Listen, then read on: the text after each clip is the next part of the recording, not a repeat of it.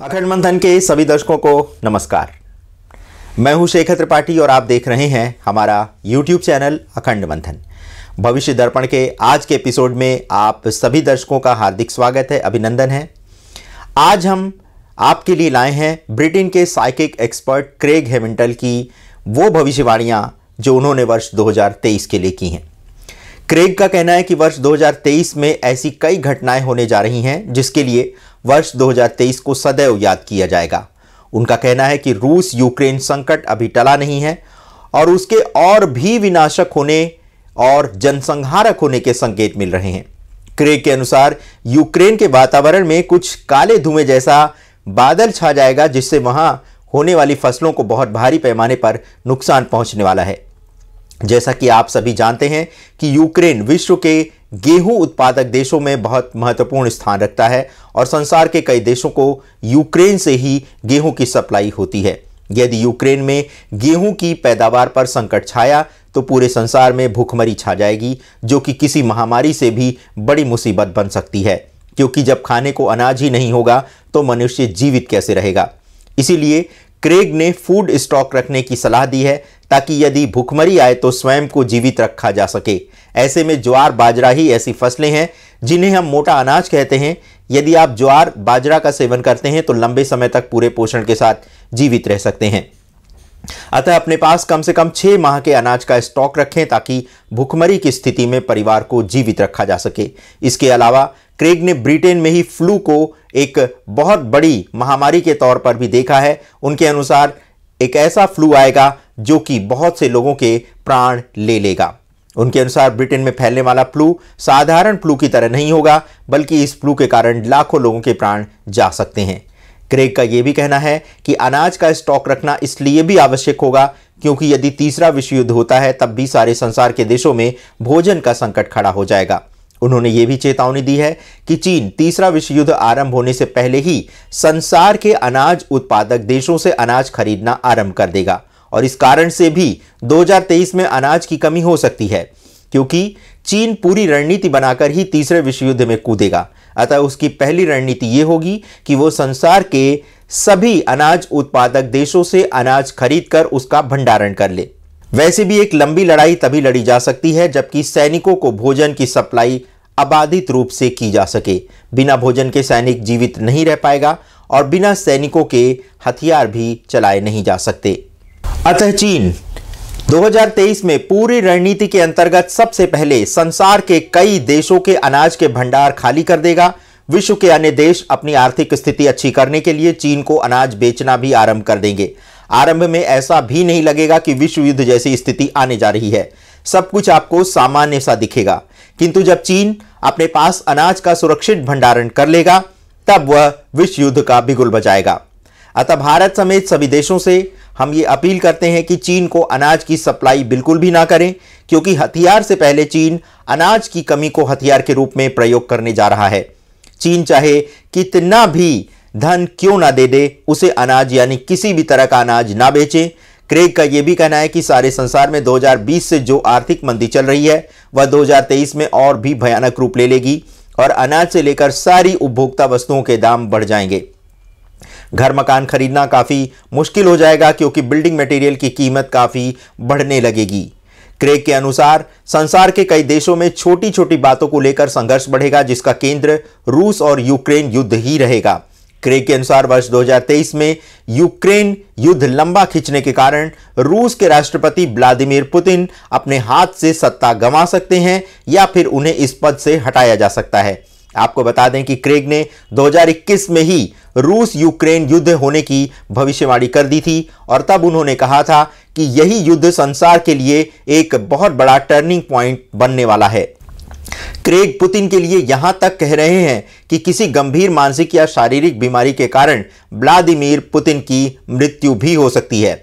वर्ष 2023 की भविष्यवाणी करते समय क्रेग ने दिसंबर के महीने को सबसे अधिक भयानक बताया है, किंतु वे ये स्पष्ट नहीं कर सके हैं कि अभी जो दिसंबर माह चल रहा है वो भयानक होगा या फिर 2023 में आने वाला दिसंबर माह भयानक होगा। क्रेग के अनुसार दिसंबर माह में सारे संसार में ऐसा काला धुआं छा सकता है जो लाखों करोड़ लोगों की जान ले सकता है। क्रेग ने यह भी आशंका व्यक्त की है कि यदि रूस ने परमाणु बम नहीं भी फेंका तो भी वह वातावरण में जहरीली गैस फैलाने के लिए डर्टी बम का प्रयोग भी कर सकता है। क्रेग ने चीन और ताइवान के मध्य युद्ध होने की भी आशंका व्यक्त की है, जिसमें बाद में अमेरिका और उसके मित्र देश भी कूद सकते हैं। यदि ताइवान से युद्ध होता है तो अमेरिका को भारत के रास्ते होकर ही ताइवान के लिए चीन को परास्त करना होगा।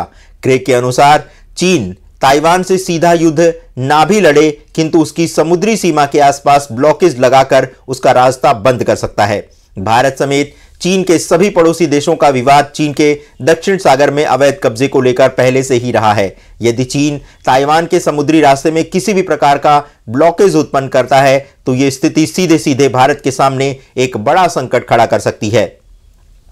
चूंकि ताइवान की सहायता करने के लिए भारत के समुद्री मार्ग का ही प्रयोग करना होगा, अतः भारत के प्रत्यक्ष या अप्रत्यक्ष तौर पर इस युद्ध में उसे कूदना ही पड़ेगा। क्रेग के अनुसार 2023 में ही मिडिल ईस्ट के देशों में भी एक बड़ा संघर्ष आरंभ हो सकता है। विशेष रूप से उन्होंने ईरान को लेकर सावधान किया है। ईरान में गृह युद्ध की स्थिति भी आ सकती है। जैसा कि आपने देखा कि हिजाब के विरोध को लेकर ईरान में प्रदर्शन हो रहा है, धीरे धीरे यही आग गृह युद्ध में बदल सकती है।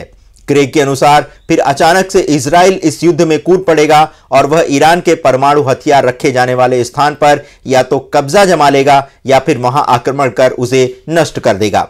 यह घटना अचानक से ही होगी, जिसका किसी ने कोई अनुमान नहीं लगाया होगा।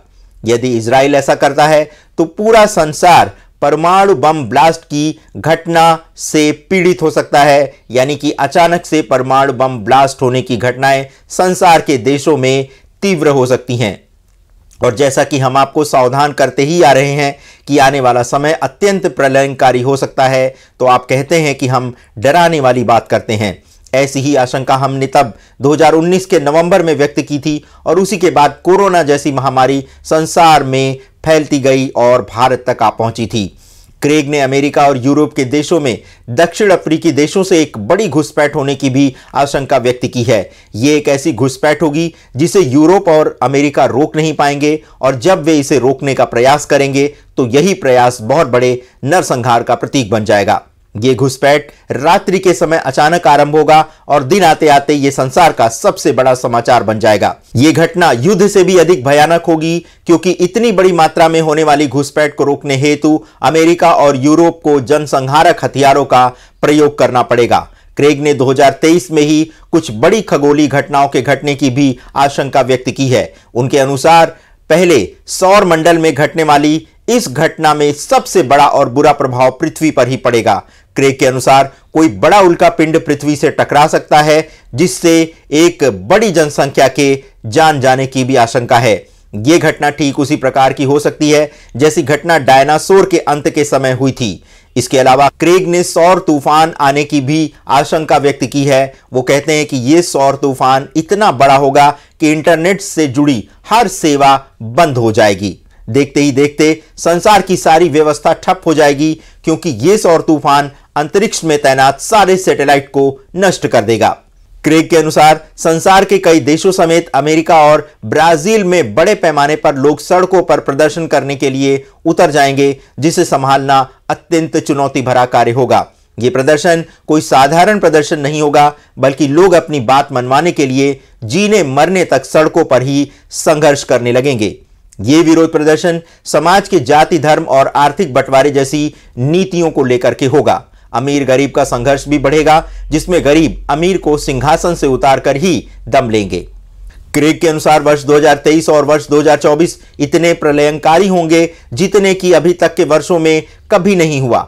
संभवतः यह कहा जाए कि संसार 2023 और 24 जैसे बड़े महापरिवर्तन एवं संघर्ष को अभी तक नहीं देखा होगा, और 2025 तक आते आते ये संघर्ष इतना बढ़ जाएगा कि 2025 तक संसार की 90% जनसंख्या समाप्त हो जाएगी। 2025 में हमें एक नया वर्ल्ड ऑर्डर भी देखने को मिलेगा। ये एक ऐसा संसार होगा जिसमें नई किस्म की व्यवस्था बनेगी। इस संगठन की तुलना संयुक्त राष्ट्र से तो नहीं की जा सकती है, किंतु ये संगठन एक बेहतर संसार की स्थापना के लिए बहुत महत्वपूर्ण होने वाला है, जिसकी अध्यक्षता और गठन शायद भारत ही करे। क्रेग का यह भी कहना है कि पूरा संसार ही एक कठिन परीक्षण के दौर से गुजर रहा है और संसार का प्रत्येक व्यक्ति भी इस कठिन परीक्षण से गुजर रहा है। प्रत्येक व्यक्ति के पास जीवन यापन की समस्या है। व्यक्ति जीवन से प्रसन्न नहीं है। लोगों के अंदर का उत्साह मर गया है। लोग एक दूसरे को शत्रु के रूप में देखने लगे हैं।